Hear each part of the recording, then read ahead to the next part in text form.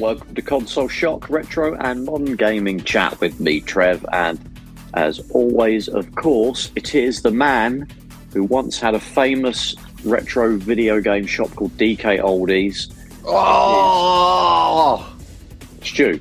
That's a sick burn. It is, isn't it? I actually walked past the other day when DK I was Oldies.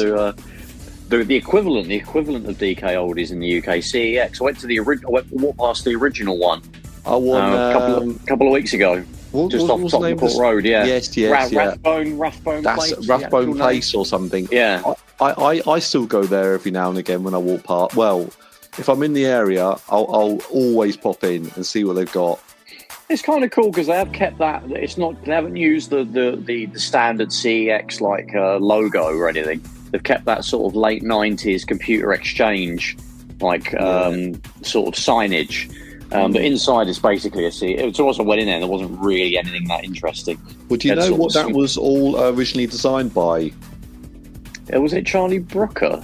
You spoiled my thunder. You should go. Who was it designed by, Stuart? I really want to know. It was Charlie Brooker. Thunder. Yes, I grabbed that thunder and ran off with it. He was an original. I think he was part owner at one point. Something like that, yeah. Of CEX, and I don't know why he left, but he designed the original character with all the. Or he did all sort of. I think he was on the marketing side. I think. But, yeah, I remember seeing that cartoon. They had a little cartoon strip, wasn't it, with a couple of panels. It was always in the ads section of computer and video games, I think is where I remember it mainly. I think probably in other magazines as well, wasn't it? But I do remember it being in computer and video games. But that was, I was growing up in Essex in that point. That point of time, there wasn't, CEX hadn't become a franchise. I think maybe they had a couple of stores in London in sort of 97, 98, 99. The original ones used to have a real sort of, when you go to the Rathbone Place one, I think it's got checkerboard, checker plate on the floor, and it looks like, actually this looks like an independent shop, where now the shops are very, they must be this size, you've got a glass cabinet, have you quite generic there? And they look quite generic, and the newer ones probably smell better than the older ones and stuff, but I think the older ones have certainly got a bit of charm. I went in there. I popped in there for just literally to see if there's anything in it, retro stuff that was interesting. They've kept a little bit of that vibe. It's still got a little slightly different sort of look to the generic ones. I mean, everyone says it's on Tottenham Court Road. It isn't. It's just off there. There's there's another one on Tottenham Court Road. There is another one on there, yeah. I don't think that's the original one. I think the Rathbone Place one is the original. Yeah, the Rathbone Place one. The other one's next to Goode Street Station, or very close to there. Yeah, that's right. Yeah, because there's actually a little scattering of them, isn't there, that are quite close. You can kind of do a little tour of them, which is a bit of a sad tour to be doing in London. But there wasn't a lot in there. It's cool that they've kept like the look and everything, but it still feels like an independent store. But those days are long gone since. I've mentioned it before, but when I was the part of the world I grew up in North Essex, we didn't have tons of video game shops. We basically had Woolworths, in terms of stuff that was literally down the road from me, the seaside town that I grew up in. And we had an independent in the sort of town down from me where the Woolworths was. There was also a rental, a VHS rental place that also did video games. Right. Remember I rented a Mega Drive game from them once or twice, and they would do trade-ins as well. You could trade in consoles and games and stuff, but you had to go into sort of Colchester, which is the main big town up the road, about 20 miles away. And that had Game Station and before the 90s it wouldn't have even been Game Station, it would have been Electronics Boutique and a little independent shop called Interactive Consoles, which I don't think actually definitely that went away a long time ago. They were awesome. That was tiny little indie shop, about the size of probably about the size of that Rathbone Place CEX, maybe even a tiny bit smaller than that. That's quite deep, isn't it, and narrow. It's got a downstairs as well.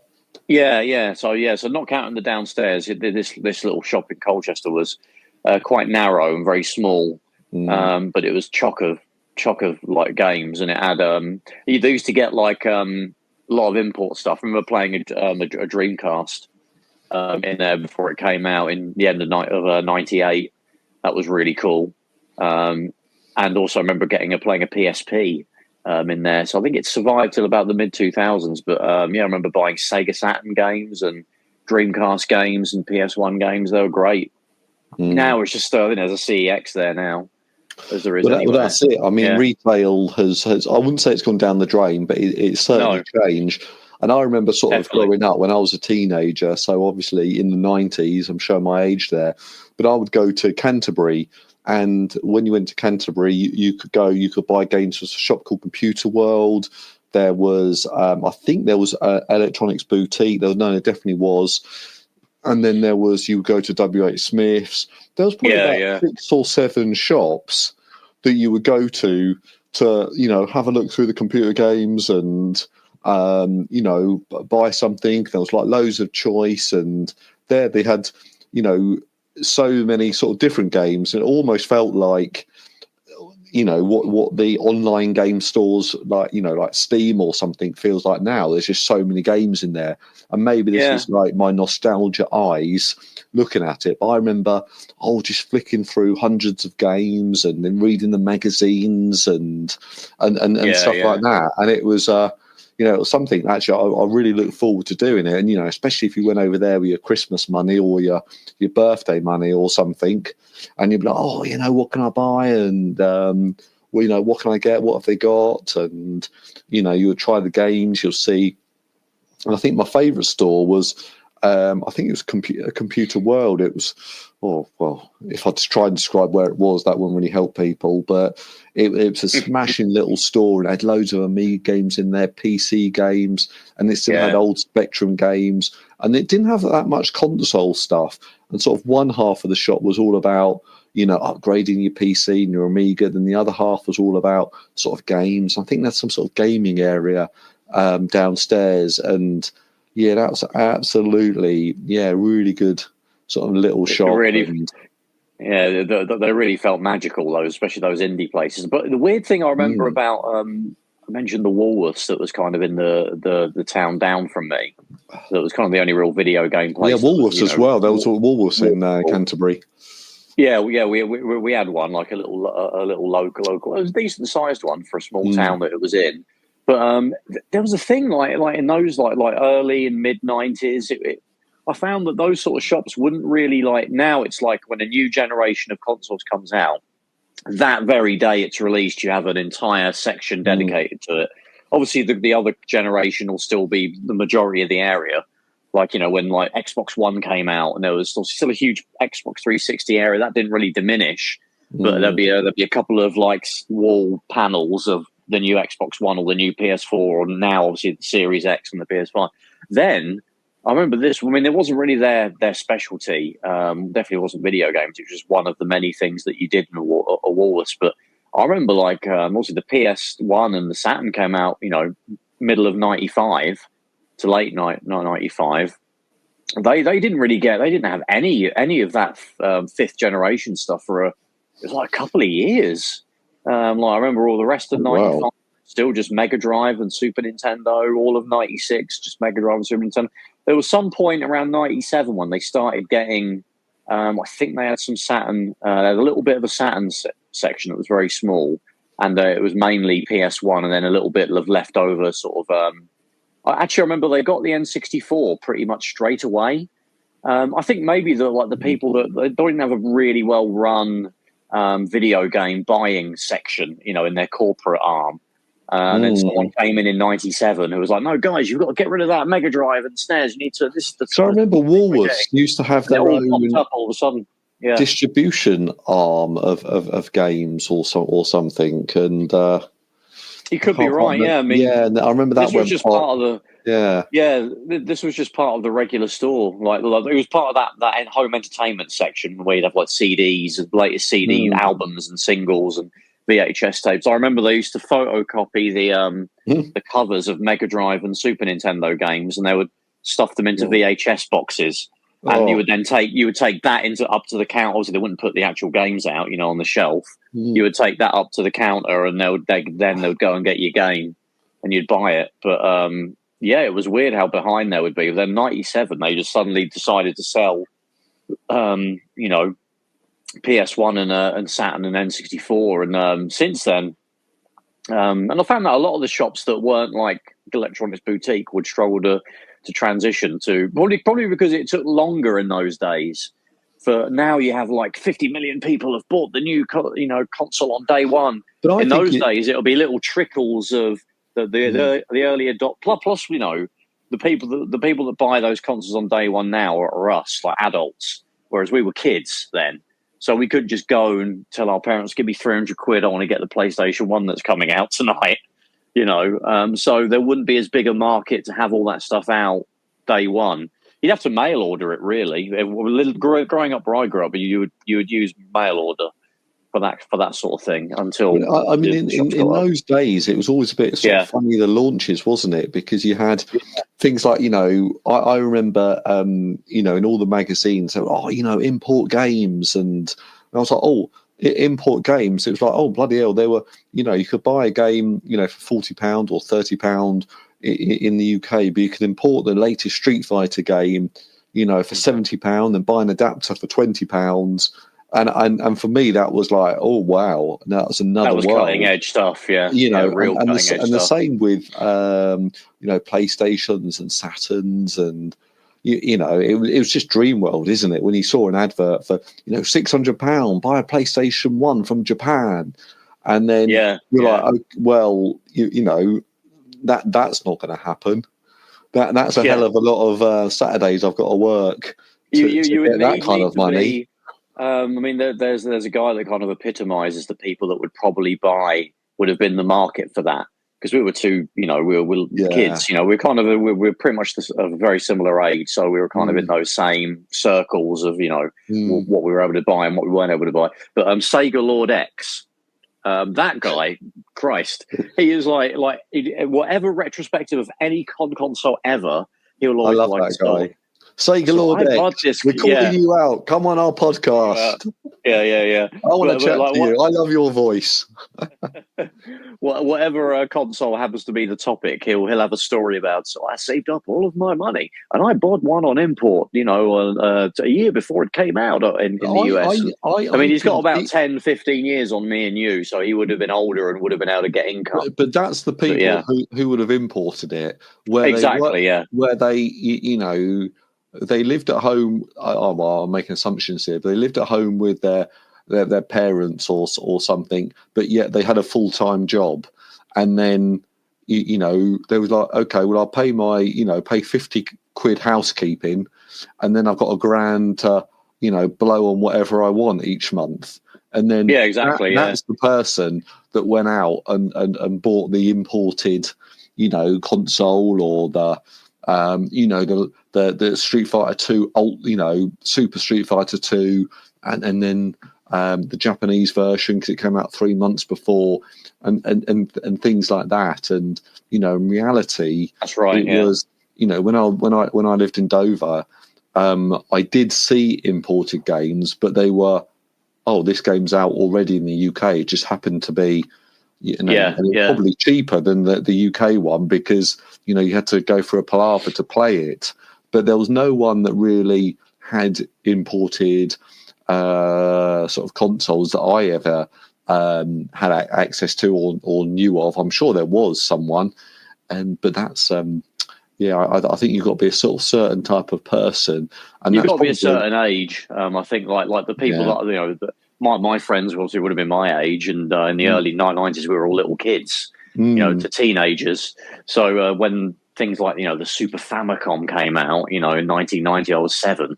I'm not going to, I wouldn't be able to, maybe I could have mowed some lawns. I don't know, I'd be too young to be doing that, really. But, I could have worked in a mine or something. Trev. Yeah, exactly. Slave labor. Chimney sweep.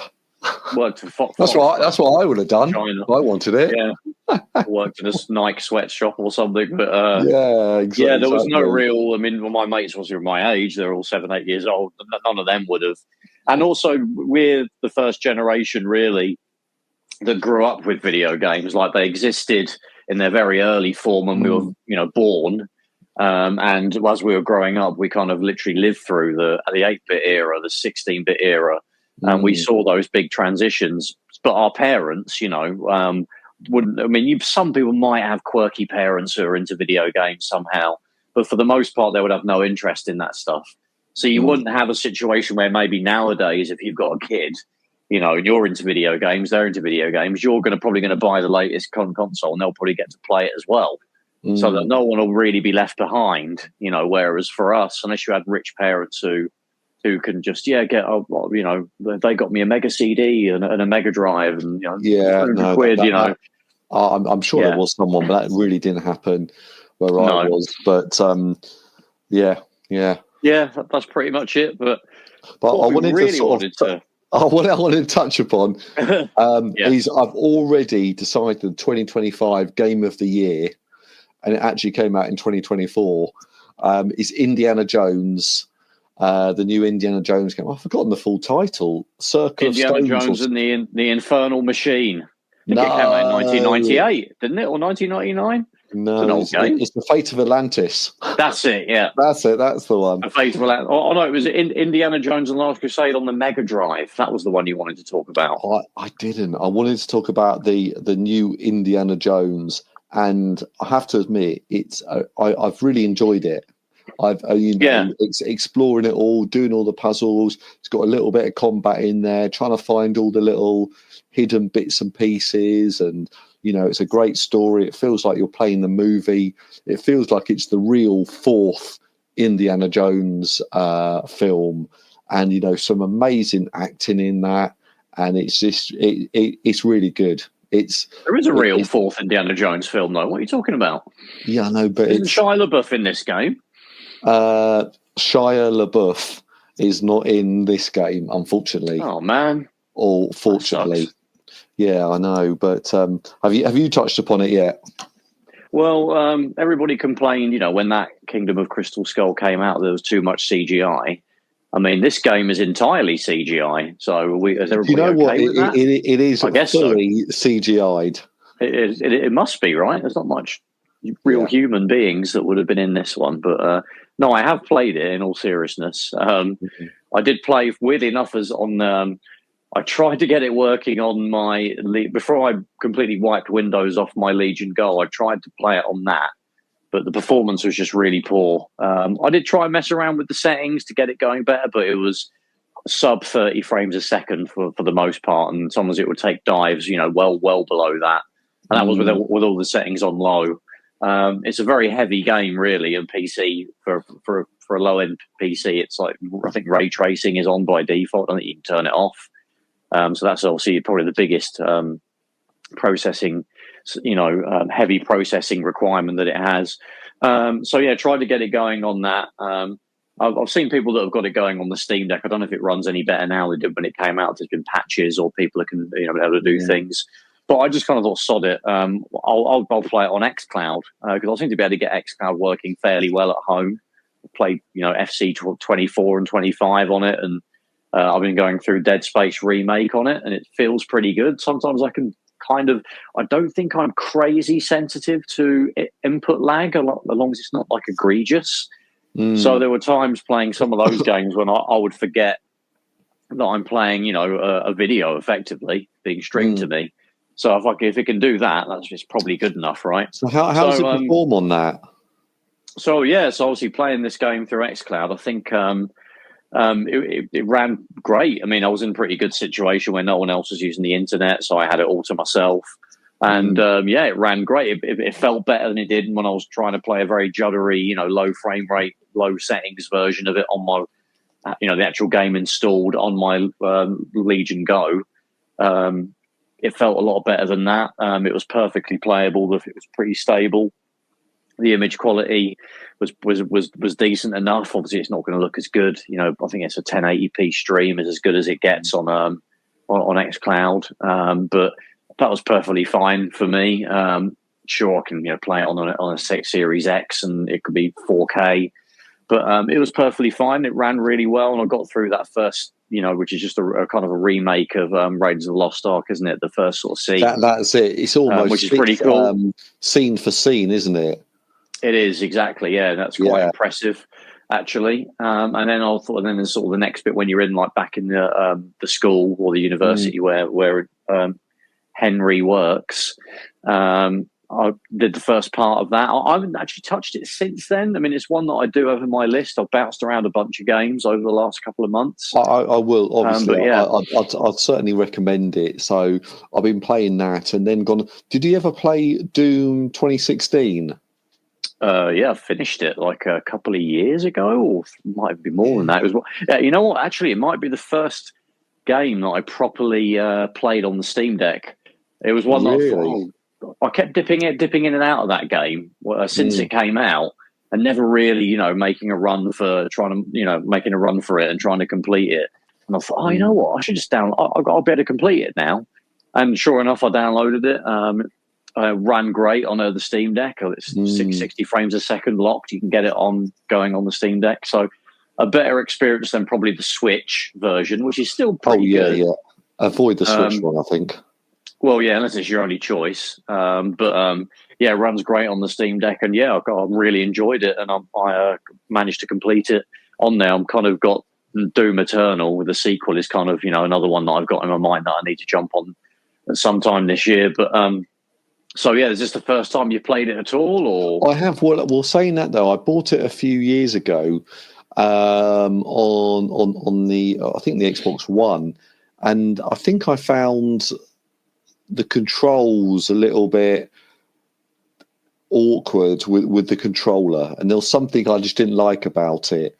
It was just lots of sort of jumping around. And I was like, very floaty and like, gliding around, really. I didn't like that. So anyway, it came on, I think about a year ago or 6 months ago. It was on sale on Steam, as everyone's got this story. Oh, it's on sale for Steam for £3 or whatever. So I bought it on there, and now I'm playing it. I'm actually on my PC with keyboard and mouse, and it's so sort of smooth and reactive, and you just really. I really enjoy doing all the, the fatalities or whatever they are, the super kills. That's really fun. Yeah. So it just makes it, and actually this is a really, really sort of good experience. And my only little gripe is sometimes you get a little bit lost on the old levels, and you're like, hold on, a door's opened on the other side of the map somewhere. I have to try and find that, and or you've got to jump up to a higher level, which necessarily you're looking around, and then you can. Oh, I should have looked in that little corner, and then looked up, and then there's a ledge. Oh, right, okay. So I've had a few moments where I've been wandering around for about 10 minutes and trying to work out what to do next, and then maybe jumping. I mean, there is like a compass.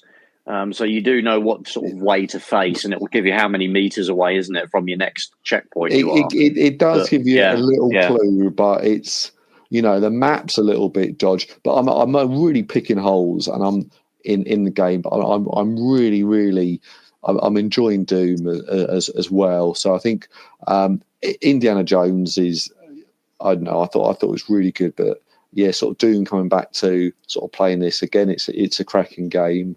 And I'm looking forward to. I'm all a bit hyped for Doom: The Dark Ages, which is due out in April or May or sometime of this year. Yeah, I mean, I bought, like I said, I've got Doom Eternal in like my Steam library. I think it's dirt cheap now. I think it goes for like a few quid, really. It's on Game Pass as well. It's on Game Pass as well, yeah. And I know that also Doom Eternal, because it was like a PS4 era game. That runs really well on the Steam Deck as well, so that'd be one I'll be able to sort of fly through on that. I know there was a Switch version as well. It was one of those impossible ports.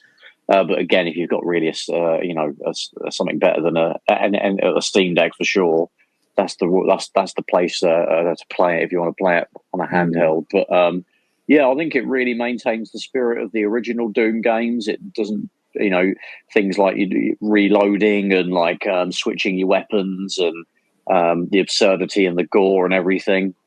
It keeps it in the spirit of the original Doom games. And I'll at some point I'll jump into Doom Eternal, and I'll probably get the the Dark Ages game as well. When that's out. So yeah, definitely recommend it if you're not massively into first-person shooters, because it's not your typical Call of Duty.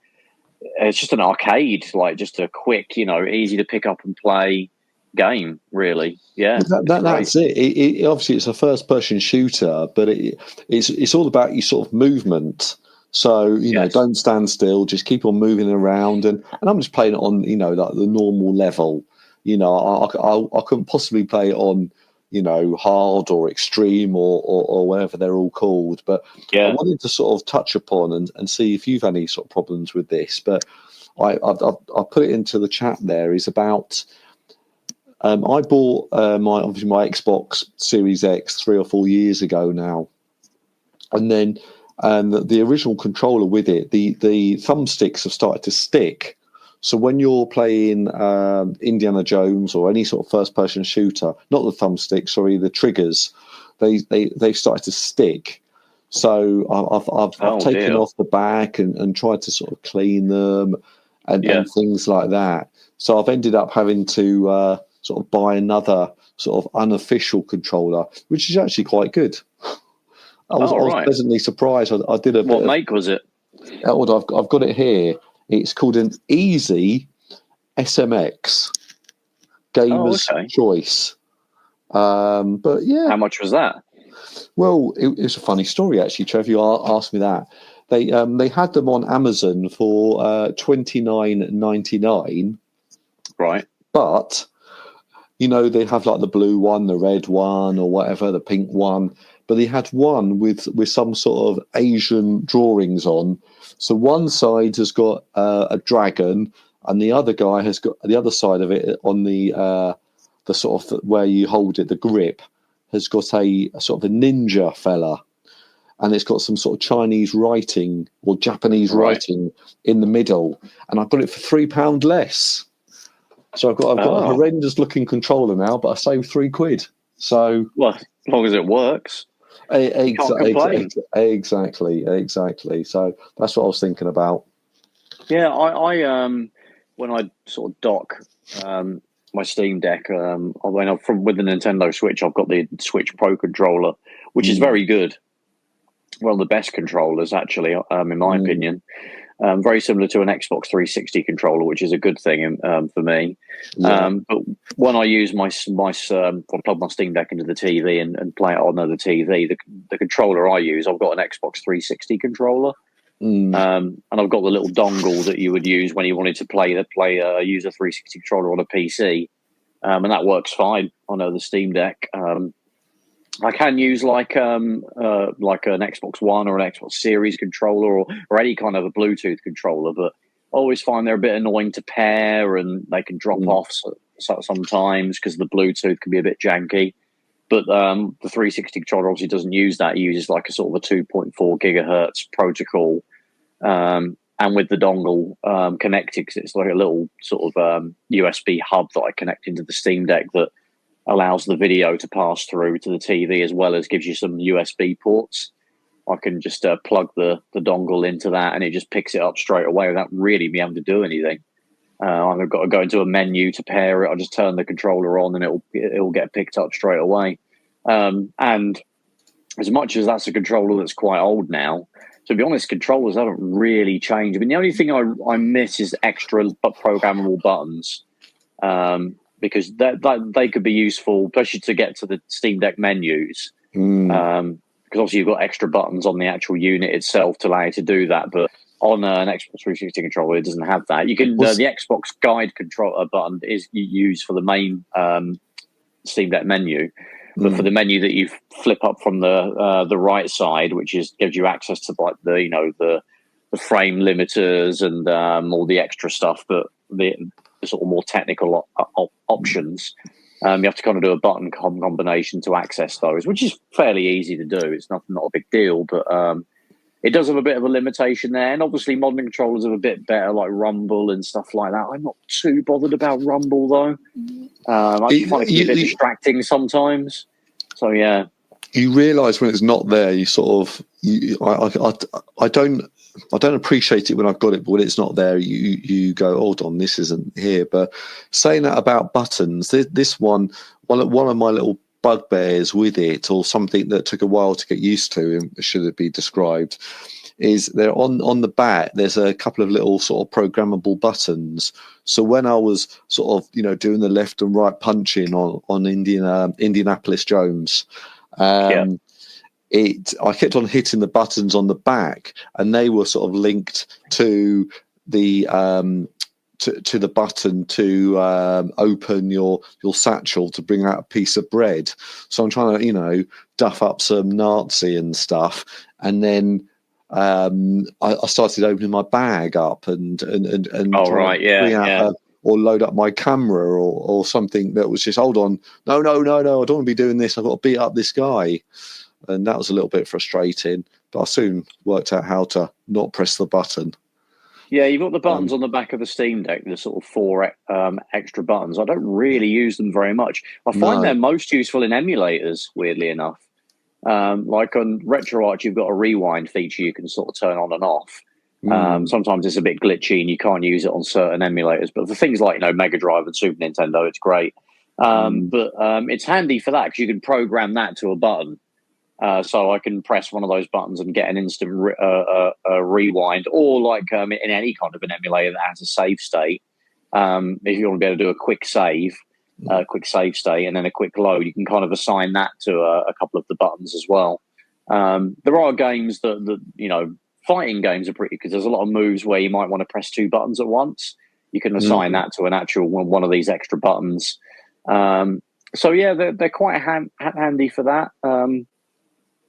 But yeah, talking of, what we wanted to touch upon and probably spend the rest of today's show talking about, we did mention last time that we were anticipating the Switch 2 being announced within days, and well, that is literally what happened, wasn't it? A couple of days after we did our recording, it literally got announced. So what did you think of that initial? Well, I think it was. I'm going to sort of say, it's what we predicted. Really, it's more of the same, and that's what you want. They've got a winning formula. They just need a winning formula with a better frame rate and nicer graphics. It wasn't the time to do anything dramatic, was it really? No, and I sort of made the joke on Twitter. It's like, they should have called it the Nintendo Switch U. Yeah. Or the Super Switch. Or the Super Switch. But actually, the Switch 2, I think that's the Switch Advance. Switch Advance, yeah.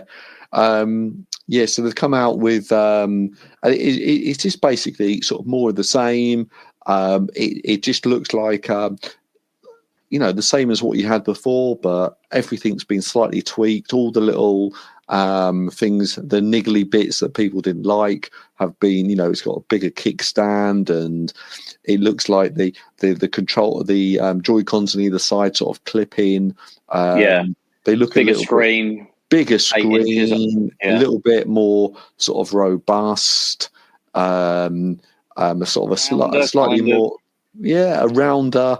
So I'm like, well, that looks that is exactly what people want from it. They're not looking for something that's going to be as powerful as the latest Legion Go or ROG Ally or ROG Ally. They're actually looking for something a bit more. They want Nintendo magic, but the original Switch is getting long in the tooth, so it just needs a little bit of polishing up with the new. I get people maybe could be disappointed because it doesn't have any kind of brand new gimmick. I think there is a new gimmick. And what would that be, Stu? What they sort of showed the controllers sort of sliding around the Joy-Con, sliding the around mouse the desk, like a mouse. So I think there's some sort of. They've got some sort of mouse control type things they might not do, but they might do. And then also what they touched upon is they said, most Switch games are going to be compatible with this. So yeah, that doesn't surprise me. I think there's certain games that have special accessories like the Labo stuff. Exactly. I think that's what they're saying is some accessories won't work with it. But I just think it's... how many games is that going to be, really? Like 5% of the total library? Maybe even less than that, right? I would say. 1% if that. Yeah, I'd say so. Yeah. So I don't think there's too much to worry about there. I'm really looking forward to it. I think I'll get one on launch. So I love sort of handheld gaming is my go-to kind of form of gaming, and more so now with all these awesome handheld PCs. You're right, it has got a little bit of an extra gimmick. I mean, I wouldn't say, we've said earth-shattering. I certainly wouldn't call it earth-shattering. It's not like the Wii.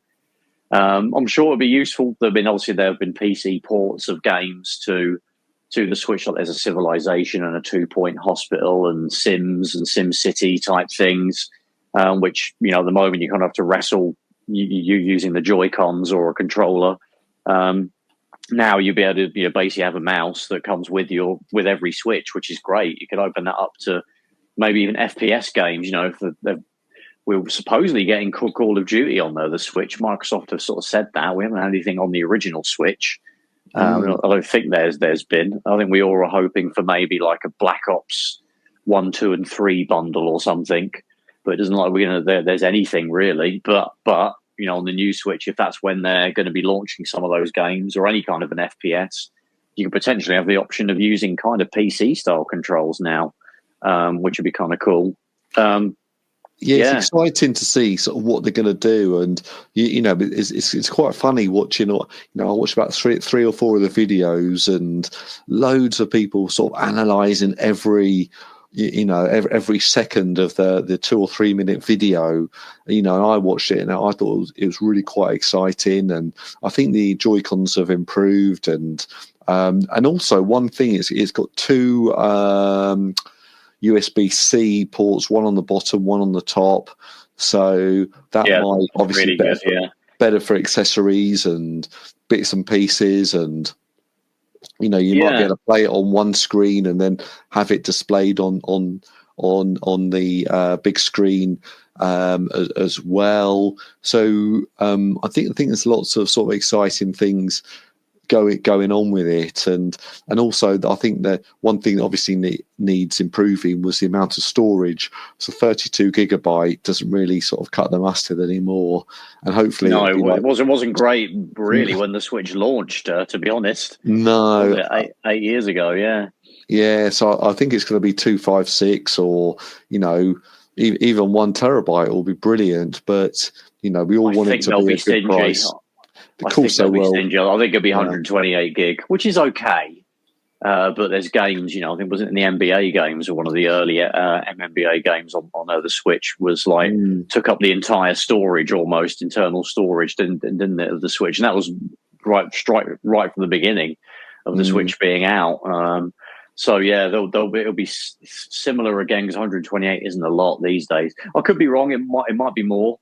I mean, the Steam Deck, you can get it in 256, and it had 64 gig was one of the options that I know that's no longer available. 256 is the lower end now, but I think there'll probably be 128. But I hope I'm wrong, and they do go for at least 256. In terms of the screen, we don't know any tech specs yet, but I don't think you really need to go beyond 720p. I'd rather have a lower resolution. 720p looks pretty sharp on like an 8-inch screen. We see Steam Deck is 800p for a slightly smaller screen, I think, than what you have on the Steam Deck 2, on the Switch 2, sorry. And that looks great. And also game performance, obviously, if it's targeting a lower resolution when it's in handheld mode, that's always good, isn't it? If a game will run better instead of chasing extra pixels that aren't necessarily going to look that much better on a small screen.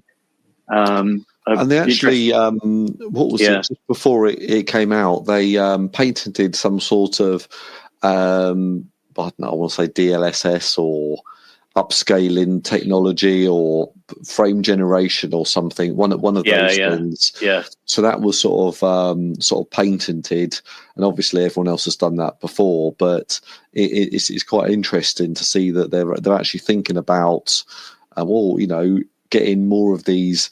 You talked about it earlier about the impossible ports, so things like Doom or The Witcher that sort of comes to mind, or the Wolfenstein games that came out for it, which originally you thought, oh god, that will never come out, but in fact, looking forward, you could have more of these types of things coming on there, which would be really good. Yeah, that's right. I mean, I think things like upscaling technology and motion for a frame generation technologies are going to be really important for the Switch too, because obviously it's going to be plugged into 4K TVs are a lot more prevalent now than when the Switch came out, although they were kind of just starting to become semi-mainstream when the Switch came out, but now they're they're kind of the default really now in terms of your living room TV. So making that look as good as possible, it will need all of those tricks, because the Switch 2 won't be able to spit out a native 4K image at a high frame rate really at all.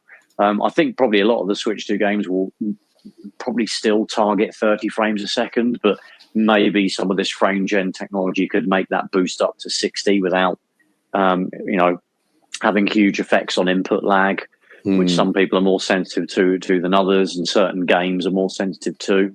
Ideally, you want to try and target 60, but maybe it could do when it's docked. That'll give it the dock.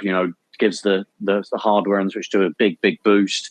So maybe it can do maybe it'll just basically build everything at 1080p and 60, and then it will use an upscaler to blow that up to 4K, which can look pretty good. We've seen on the PC, and obviously the Xbox and the PS5 have upscaling technology now that's fairly robust, and you can make, as long as you start from a decently resolution base image, most of the time, something like 1080p, 4K can look pretty good. When you go beneath 1080p is when you start to get it looks a bit janky. So yeah, it'll be interesting to see how it does that. The backwards compatibility, I mean, people like me and you that have owned Switches since the early days of the Switch, we've obviously got fairly decent libraries. I'm looking forward to trying some of those old games. I mean, it looks like it'll probably just have the same cartridge format as the original Switch. Maybe they'll have higher storage, capability, maybe. But some of those games, like you say, that probably didn't run great, those impossible ports, or just borderline, playable. The Witcher and Doom, like we were talking about, and even things like Mortal Kombat 1, which was horrendous on a Switch. God, that was it's a little bit embarrassing. But I don't think they'll have. I'll be surprised unless there's additional patches that come out. I don't think they'll scale particularly well. It'll be they might do, and but my hope would be that they'll maybe have those games will be exposed to the higher clocks and the higher power CPU and GPU capability of the Switch 2. So, they're not necessarily like a thing that would need a big patch, but they can hit the maximum performance that they would occasionally hit on the original Switch. So a game like, Mortal Kombat 1, where it's got resolution scaling, where it would scale up and down depending on how busy the screen is, it could sort of stay at the higher resolution throughout the whole. Didn't people overclock them? Didn't they? Yeah, that's right. People could overclock. They did, yes. So potentially it can. They would reach those higher frames. Yeah. That's not necessarily a patch if the game's already got an unlocked frame rate, or they are designed to hit 60, but they hover between 30 and 60, like Mortal Kombat 1. They'll just stay at 60, and that's not really a patch that would be needed for that. It's just the game was designed to run like that, and it just fluctuated on the original hardware. But and maybe there'll be a boost mode like the PS4 Pro had a boost mode for PS4 games, so they would run a little bit better. Maybe you'll be able to do that. So it'll be interesting to see how that works. Whether it'll just be a flat out all the games just work, or I think it'll be like that, like playing DS games on the 3DS. You just plug the game in, it just works. You may get some enhancements, or it may just be the vanilla Switch experience. we'll have to wait and see. I think there'll be some form of boost mode for these games, though. I really doubt they'll just run vanilla. I was going to sort of say, I think, the traditional Nintendo player, they don't go to the Switch for, performance. You don't go, really. Okay, I'm only going to use the Switch, and I'm going to watch Digital Foundry. That person doesn't exist. Yeah. Except for you, maybe, Trev. But that person really doesn't exist. That goes, I'm really into frame rate and getting the most power out of this. Oh yeah, my primary gaming device is a Switch. No, that person. No, you're right there. They just, they love sitting down playing Mario Kart. It feels good. They like playing Mario Odyssey. They like playing, all the RPGs and bits and pieces on there. They like how it feels, and and from their point of view, they might pick up the Switch too and go, oh yeah, I like the way it looks and stuff, but oh yeah, the games, I suppose they look better, but when's the next Mario coming out? That's what they're going to be focused on. To be honest, I think that's the case with most gamers. It's a minority that are into the stuff that we're into, and that's the argument with the PS5 Pro, isn't it? People saying, "Well, I can't see the difference." People at Digital Foundry are screaming at them, but look at how amazing if we zoom in on this bit of scrubbery down all this rock and pebble in the bottom left-hand corner of the screen. The rest of there's like people. I mean, to us that's interesting, but the average person that just buys Assassin's Creed and FIFA and that's all they play all year, they're not worried about it. Instead of being 1800p, it's going to be 2160p. I don't know what that even means, So, but you're right. It's probably even more so with a Nintendo system than it's already a high degree on like PS5 and Xbox. But I would say it's an even bigger thing. And yeah, the old games, they'll just work and they'll just hopefully run a little bit better. I think the interesting thing that I think we kind of agreed is probably going to be what will happen last time we touched upon it in our last show, is the price. Now, I think we both thought that if they did it for £350, I think it would be an absolute sell like mad. But I think it'll be 400. I think it'll be £400, and then you've maybe got a bit of a scope for a light model, which they'll definitely do. A year or two, I think it's about a year later or a year and a half, the Switch Lite came out originally after the original. I can't remember exactly, but yeah. Yeah, so... what do you think about the pricing or what it will be? I mean, I'm still hoping for around the £300 mark, and that definitely just sits well with me. But, looking the way they haven't marketed it. Like when the original Switch came out, there was the one with the grey controllers, and then there was the one with the colourful controllers, and that was more branded as it's a real fun, console / not toy, but it's something for sort of kids and things like that. But now this one's come out, and actually there is a little bit of colour on there, but it looks more like an adult. They've taken a lot of design cues, I think, from things like the Steam Deck. And they've toned down the colouring, haven't they? The garish. Yeah, so it looks like like if I was on the train on that, and someone walked past, and they wouldn't go, oh, cool, look at that guy. He's not paying a So if you think of some of the Switch lights, they're bright pink, they're yellow, they're blue. They're really they look like kids' toys, and you'll almost be a little bit embarrassed sort of playing one of those on a train or somewhere in public. But this looks like, this guy's playing the latest bit of kit and stuff. That looks, pretty cool and things. But it looks more like a generic cool bit of tech instead of a kid's toy. Yeah, exactly. Exactly. So I think that might be leading people to, that's their sort of way and go, that's a really cool bit of tech. I'm going to charge $350 or $400 for it. But I mean, one of the things, what did you think of? A lot of people were analysing the Mario Kart game that they were showing on the screen, and they were sort of saying that they were counting the starting grid, and they were saying, "Oh wow, there's 48 starting grid lines," and they go, "Oh wow, this is going to be the next one," and people were, I think actually Digital Foundry was sort of analysing it and saying, "Oh, it does look better, and you could see from this, it's got that, it's got this, and it's got that technology, it's doing this." And to me, I just thought, "Oh, they're showing Mario Kart 8." I didn't pick up anything myself that thought, "Oh, this is a brand new exciting game or something." Yeah. But yeah, I certainly thought. Well, it just looks like Mario Kart 8. But what's your thoughts on it? Yeah, it's hard. It's hard to know where you can go with it now, isn't it? I mean, you've done flying around, you've done underwater, you've done, things in space, and all kinds of things. Having more people to race against, it's kind of much of a muchness, really. It's still going to be fairly chaotic, as it always is with Mario Kart. To be more so now. I did play a fair bit of Mario Kart 8. I think the last one that I really went nuts playing for, and won every trophy and tried to get all the unlockables. I think it was Mario Kart 7 on the 3DS. I think that was the last one that I did. And kind of Mario Kart 8 had a lot of the tracks from 7, I think. To be honest, I'd be quite happy if they did kind of almost like on like the PSP, we had Ridge Racer.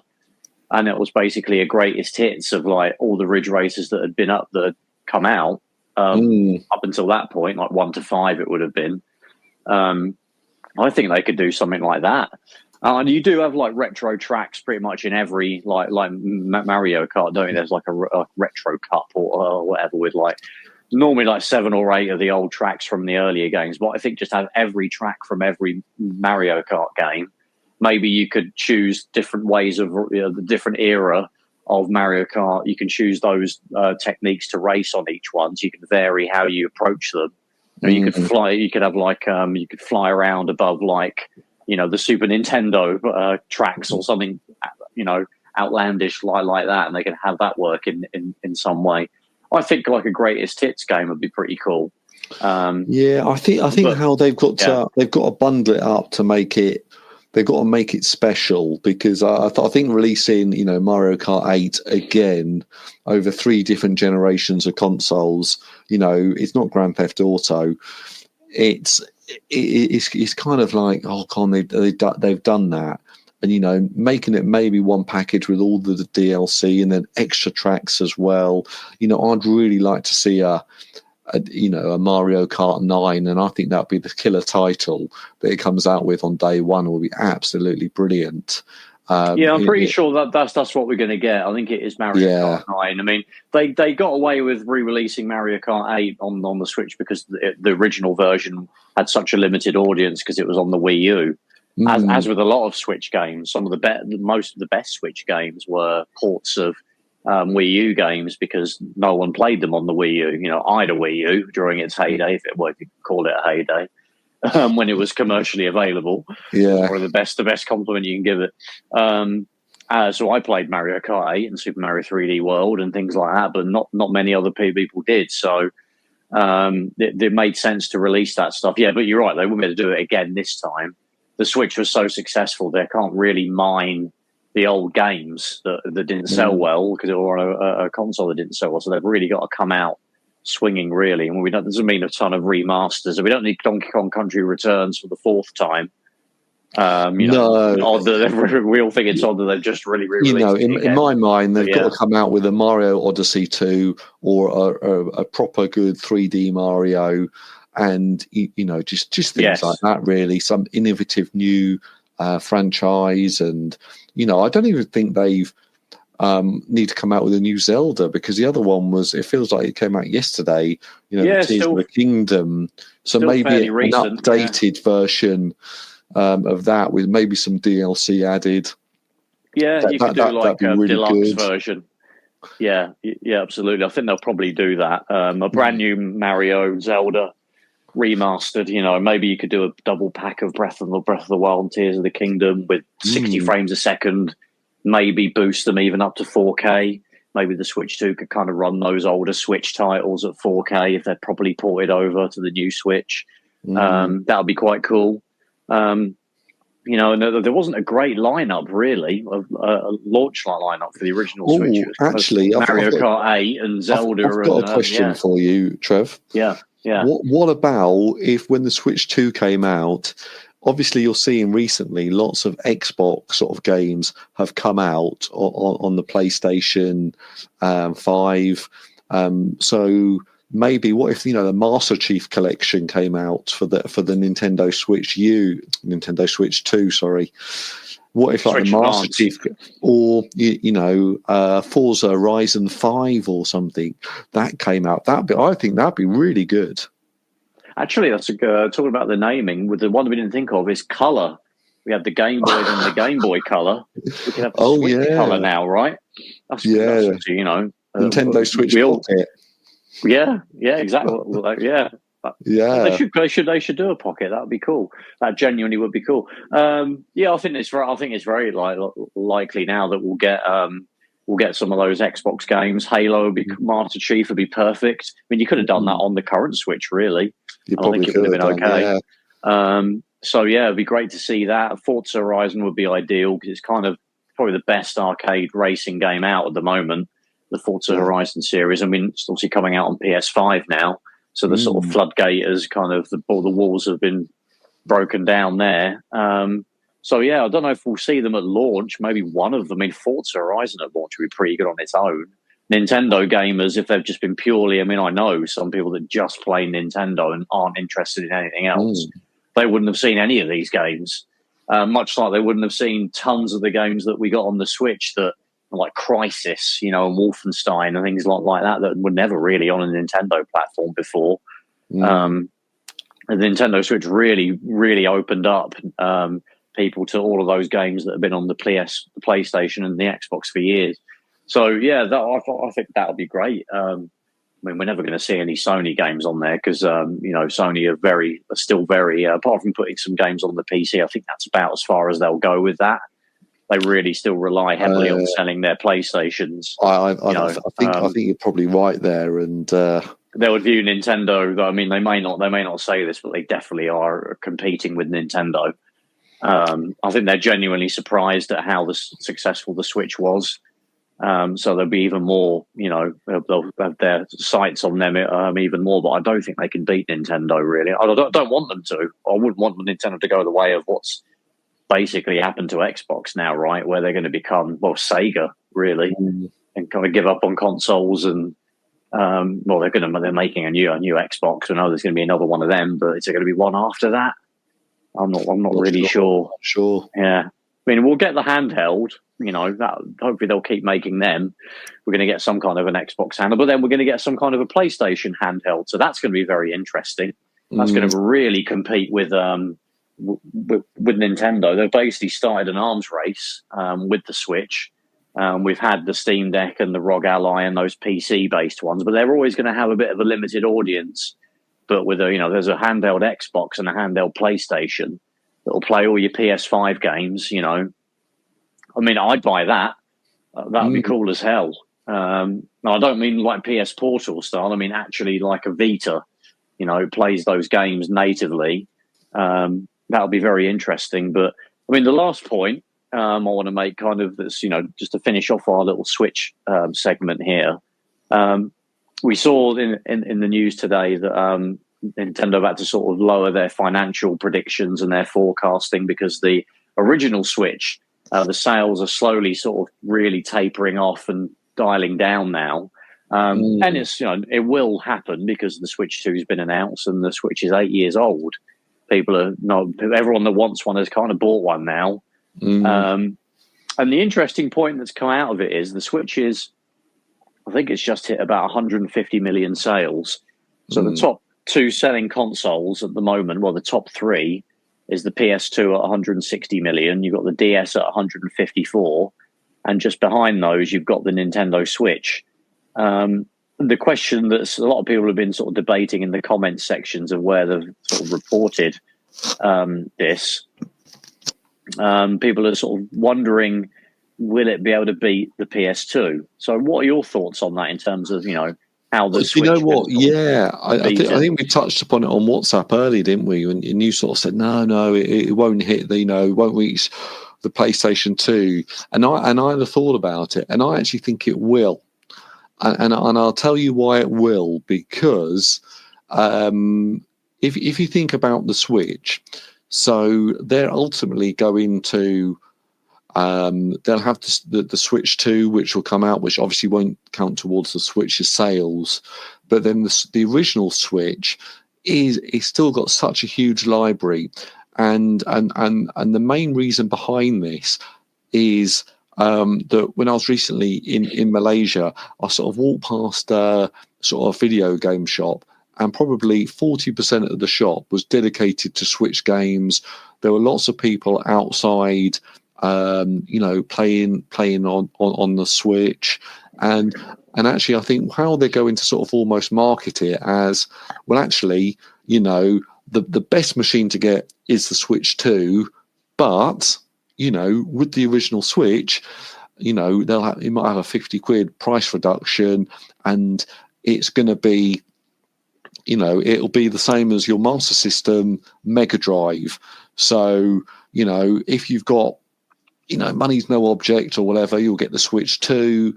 And let's say you might not live in the most well-off country in the world, and actually you want to play all of the great Nintendo games, and it's still got a huge, great big, software base. I still think they'll be selling the Switch, and they might just go, oh, actually, we're just going to sell the Switch Lite, or we're going to make the Switch Lite OLED model, or something like that they can just keep on turning over and sort of make it a little bit of a budget machine. So that's why I think it will pass the PlayStation 2. Actually, I've got another reason. What someone said was with the Switch, it's not actually as successful as you think it is. And I'll tell you the reason why, because with the PlayStation 2, you might have one in a household, it will sit underneath the TV in the living room, everyone will play it, or you might be in your son's bedroom and he'll play it with his brother or whatever.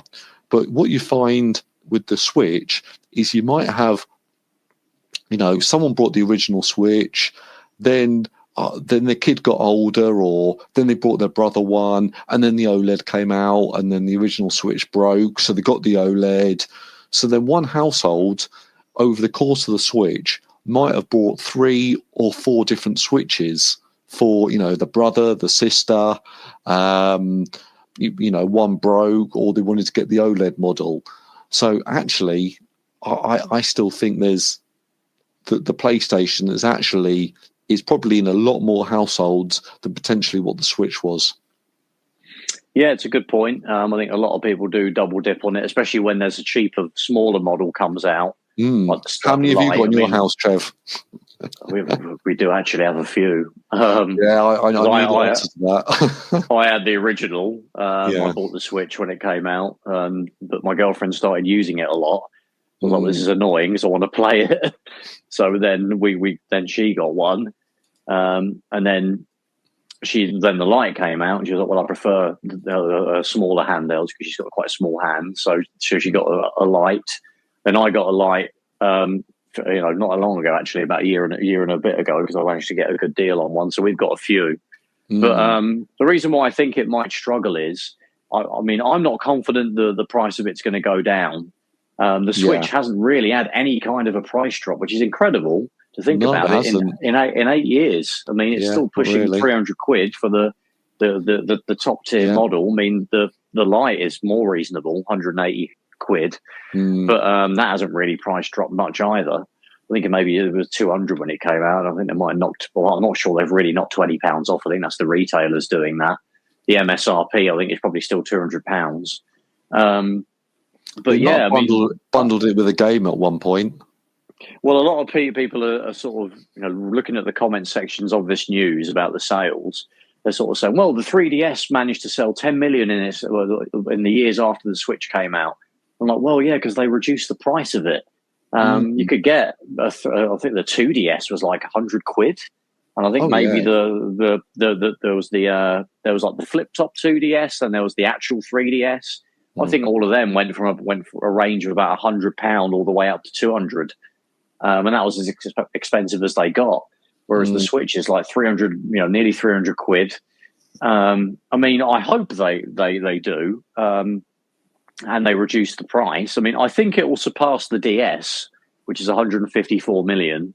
I think it will sell another 5 million. I mean, realistically, let's take the Xbox 360. It came out 2005. The last game was Just Dance 2019, and that came out at the end of 2018.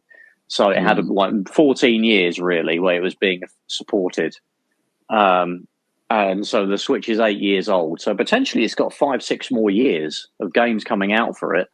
That's not to say it will still be selling in its very last few months, the consoles, that is, themselves. They might not be readily available at that point. I don't think you could really get a brand new Xbox 360 in 2018. Could you really? I think it disappeared from retailers 2 or 3 years before that. But I'm just thinking the next couple of years is, people are still going to, I think time will tell. Will they? Time will tell. I think if they literally did what we all think they should do, and they should position that as the junior console, like the older consoles always do, and they say the Nintendo Switch is now going to be £150 for the OLED and £100 for the Lite. I think it will easily sell 10 million in the next 5 or 6 years to beat the PS2. I don't think they'll do that.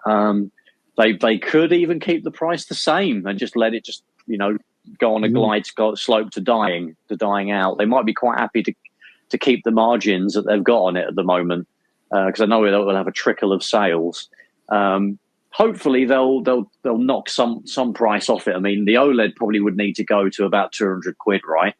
I mean, if the actual Switch 2 is going to be about 350 to 400 pounds, there's got to be a big gap between the regular Switch and that for you to really to get everybody to buy a Switch 2 and not buy a Switch if they've got a choice of either, like a mum going into Argos or something for Christmas for their kids. The classic stereotypical, person that the marketing really needs to, persuade. So you can't really have a 279 OLED Switch versus a £350 Switch 2, can you? Because they're going to be competing with each other. So they need to drop the price. Yeah, exactly. So I think they almost need to, cancel or cancel the OLED, cancel. Yeah, really. And actually go. Let's double down on. The Light could be 150 the Light, or even and 100. That could be 129 or something like that, or the Switch. Do you know when they had the Wii and they came out with that red and black Wii? The really tiny one, yeah. And it didn't have like Wi-Fi, it didn't have this, it didn't have that. It was very odd. But it was tiny. And I thought, who's going to buy that? But sold. You see them dotted around in second-hand shops, so they certainly did sell a few of them. Probably not tens of millions, but a few million here and there. I think you could get the OLED panel in the OLED Switch isn't going to be cheap, so they probably won't be able to subsidise the OLED Switch very much at all. I think what they might do is do one with a normal screen, an LCD screen, but then the size of the OLED, and maybe so they can save something along those lines. So they'll sort of do a Switch, VE version or something, valued engineered version. But we'll have to wait and see. And I'm sure Nintendo know what they're doing. Yeah, I mean, I think there's just as much chance that they'll keep everything the same and the price is the same when it comes out as there is of doing a reduction. They need to do a reduction, really, so there's a big enough gap between the new console and the old one. Like you say, I think maybe dropping the OLED if it's quite expensive to make and you can't really reduce the price might be good. Let the current stock sell out, but keep manufacturing the Switch Lite, which you can knock some cash off, make it 150 quid with a game. That'll probably push 10 million units in 5 years. And you'll have, the biggest selling console ever will be the Nintendo Switch, which the Switch 2 will very much struggle to beat and probably won't. We'll see. We could be wrong. It'll be interesting to see if it will. But, I think that's it really for today. So where can you find us, Stu? Oh, we're everywhere. I always say that. We are. Yeah. So you can find us on Twitter or X. You can find us on Facebook. You can find us on YouTube, and you can find us on any podcast client. So just search Console Shock, and then you'll be able to find us. Cool. Well, thanks everybody for listening to the latest show. Hope you enjoyed it, and we'll see you in the next one. Take care. Take it easy. Bye bye.